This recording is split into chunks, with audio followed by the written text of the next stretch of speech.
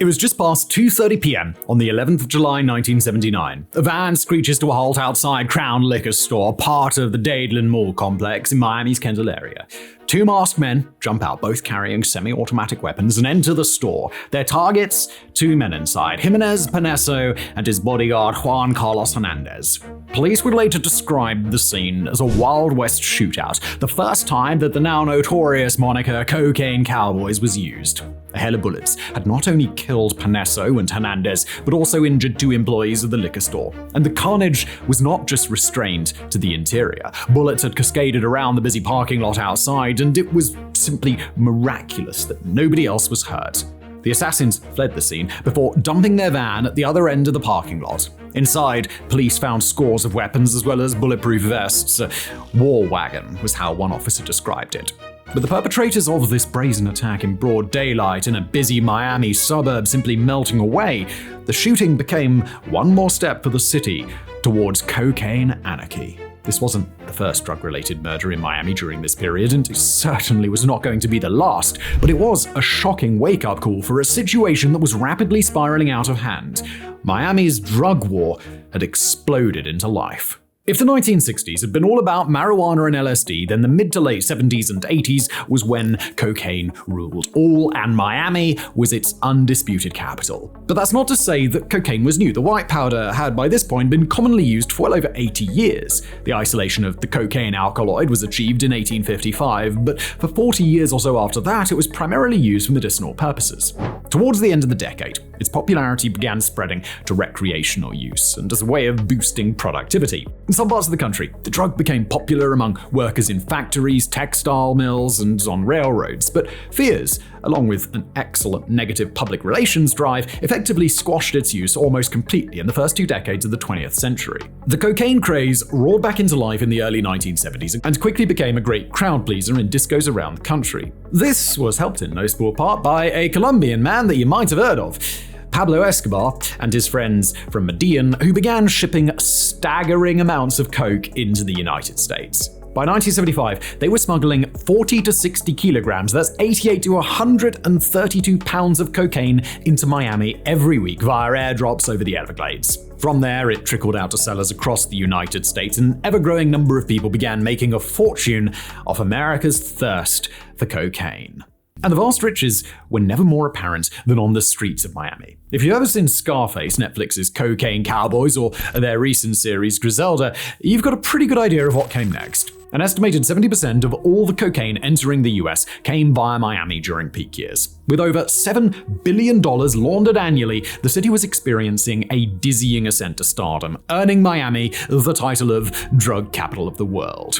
Yet while many were making their fortune, huge numbers were also dying. Miami's murder rate tripled between 1975 and 1981, with a rapid rise seen towards the end of that period. In 1979, there were 349 murders in Miami. 2 years later, that figure had climbed to 621. By 1981, the city morgue had an overload of dead bodies and was forced to rent out a refrigerated truck in which it kept the bodies, using it until 1988. Things got so bad that the term failed state started to be used, and when it emerged that police incompetence along with outright corruption was not only hindering operations but actually fanning the flames, the federal government decided to take drastic action, setting up a task force that slowly began to turn the tide.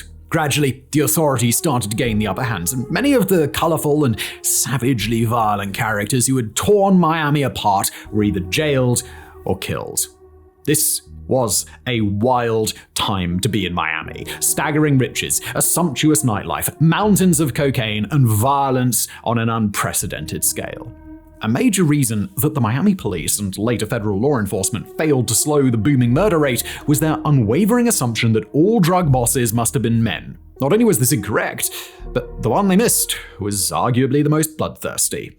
Griselda Blanco, infamously known as La Madrina, the godmother, was unique in many ways. Her life story was one of ruthlessness, cunning, and a relentless pursuit of power that made her one of the most notorious drug lords in the history of America.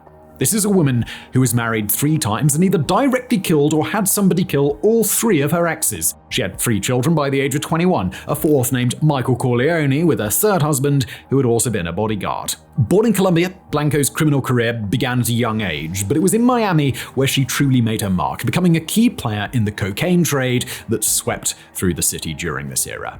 Blanco's operation was part of the larger Medellin cartel, but she carved out her own empire in Miami, effectively transforming the city into a hub for cocaine distribution in the US. Her network was extensive, responsible for smuggling vast amounts of cocaine from Colombia into Miami and subsequently distributing it throughout the country.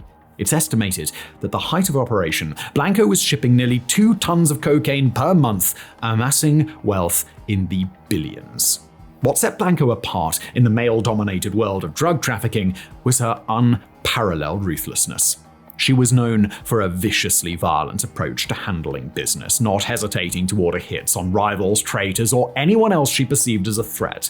Blanco was believed to be directly responsible, or at least involved in 40 murders, though some estimates put that number as high as 200.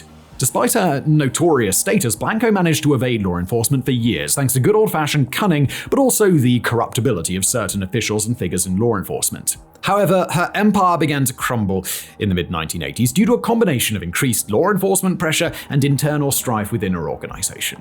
In 1985, she was arrested in Irvine, California, and subsequently convicted of drug trafficking charges. Blanco's trial and subsequent imprisonment did little to diminish her legend, though even behind bars, rumors swirled about her continued involvement in the drug trade and her influence over criminal operations in Miami and beyond. Her 3 youngest sons were all murdered as she neared the end of her prison sentence. Rumors were it was a long-standing payback for her past, and she was released from prison in 2004 and deported to Colombia.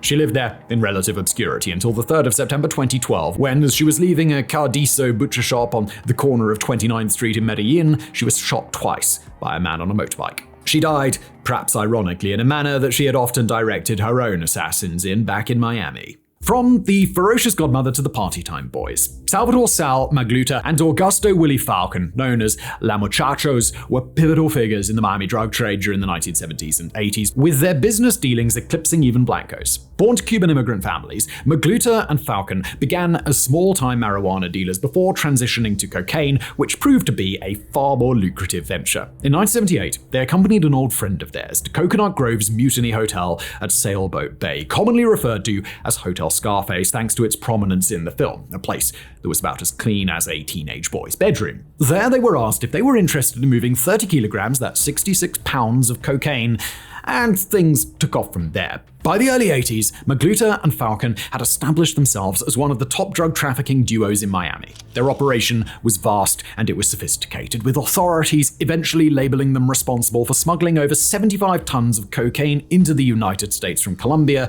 although there are many out there who say it was more like 175 tons.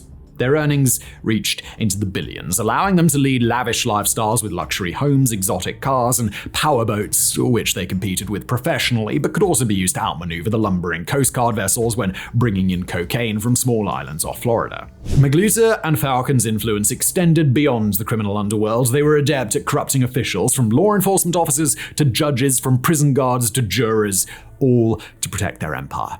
They were also held in an almost Robin Hood-style aura thanks to their generosity. You could go to Los Muchachos and ask for $10,000 to pay for X, Y, or Z, and if they knew you and liked you, there was a good chance you'd be walking away with a pretty healthy wad of money. It protected them for a long time, but eventually, authorities caught up with them. Their first trial in the 1990s was a spectacle that captivated the nation, eventually revealing the dark depth of their reach. To begin with, there was the infamous prosecution witness list that was published in a series of magazines, including one distributed within prisons. While the defense team claimed it was a way of extracting potentially useful information, it was clear to everybody involved what this was. It was a hit list. Over the next months, and even years, names on that list were slowly crossed out as former associates wound up dead or decided that it was best not to testify. Even so, as the case went to trial, the prosecution was certain that they had a slam dunk. However, despite overwhelming evidence against them, the jury in 1996 returned 13 not guilty verdicts. Even Sal Magluta and Willie Falcon looked stunned as they heard their fate. But everything was far from squeaky clean. The verdict had seemed so preposterous to many that questions remained. A few years later, during several sting operations, it emerged that they had bribed not one, not two, but 3 of the jury members to vote in their favor, and in the case of the jury foreman, Miguel Moya, to actively stall the process so other members would simply give in. It was an extraordinary final hurrah for Lam Muchachos. Their eventual downfall came through the persistent efforts of federal authorities, and in 1999 both faced multiple charges including drug trafficking, witness tampering, jury tampering, money laundering, and murder. Magluta was eventually convicted on money laundering and drug trafficking charges and received a sentence of 205 years, reduced to 195 on appeal, while Falcon took a plea deal resulting in a 20-year sentence. He was released in 2017 and deported to the Dominican Republic before being forced out of that country shortly after. His current whereabouts are unknown. To add to this bloody coke-stained mess, Miami was also the scene of one of the most notorious police corruption cases in US history. As the body count and amount of cocaine entering the country began to soar, the Miami Police Department came under immense pressure to address the problem. What they did was go on a hiring spree that brought countless highly suspect individuals who didn't go through the normal, same rigorous screening process as had been the norm. And can you see what happens next? The River Cop scandal involved officers participating in a series of criminal activities, including drug theft, bribery, and even murder, which ultimately led to prison sentences for nearly 20 officers and a dark stain on the reputation of the Miami Police Department that took years to clean. By the late 1980s, nearly 10% of Miami's entire police force had either been arrested, fired, demoted, or reprimanded due to drug-related actions. It was on a July morning when a team of Miami cops crept silently toward a boat, the Mary C, where a group of men were unloading around 400 kilos, that's 881 pounds of cocaine. In the commotion that followed, all the drug dealers leapt into the sea, where, unable to swim, 3 of them drowned. The resulting investigation into the Miami River raid exposed a web of corruption within the Miami Police Department that was absolutely staggering. The River Cops had formed a sophisticated criminal network that engaged in drug theft, protection rackets, and the resale of stolen narcotics. They exploited their positions as law enforcement officers to facilitate their criminal activities, using police intelligence, equipment, and tactics to carry out their operations with a degree of impunity. The investigation and trials were epic in scale and took years to complete, involving various individuals eventually turning and giving state evidence against their once River Cop colleagues. The 20 men who were jailed were given an average of 23-year sentences. Now, Miami's problems had been steadily growing for nearly a decade, but towards the end of the 1980s, some semblance of order was emerging, but it was a very long road. Operation Swordfish, launched in December 1980 by the DEA, was one of the first comprehensive investigations into international drug organizations in Miami, and initially centered on a money laundering front in Miami Lakes called Dean International Investments. This led to the indictment of 67 people on federal charges and the seizure of 100 kilos or 220 pounds of cocaine, as well as 250,000 methaqualone pills and tons of marijuana. But this was still fairly small fry. In 1982, with Ronald Reagan's Just Say No drug campaign in its early stages, the president assembled a Florida task force with agents from the DEA, US Customs, the FBI, the ATF, and US Justice Department. This massive amount of extra manpower did have plenty of initial success, with the amount seized nearly doubling by 1983 to an average of 910 kilos or 2,000 pounds a week. On the 9th of March 1982, authorities stumbled across a mammoth amount of cocaine in a hangar at Miami Airport that completely changed their understanding of the drug industry. Weighing in nearly 2 tons and with a wholesale street value of well over $100 million, this was by far the largest cocaine seizure in US history. It gradually began dawning on authorities that this couldn't possibly be the work of a single drug dealer or cartel, but that organizations to the south, predominantly in Colombia, were now working together to ship titanic quantities of coke northwards. What came next was over 2 decades of a war on drugs that not only failed, but spread the problem across the United States. The intense focus on Miami and Florida, to a large degree, did work, but the cartels simply began moving their product through Mexico, with California becoming the new gateway of choice. By the early 1990s, Miami's reputation as an out-of-control coke fiend was slowly changing. Griselda Blanco was in jail, Willie Falcon and Sal Magluta were in the midst of a legal war that would eventually bring their empire crashing down, and the Medellin cartel, which had long been pumping Miami full of white powder, was waging its own desperate war of survival in Colombia. While the chaos on the streets of Miami was over, it simply moved to different areas of the United States. There were plenty of congratulatory pats on the back, with many high-profile names going to prison, but if anything, the US drug problem was only just getting started.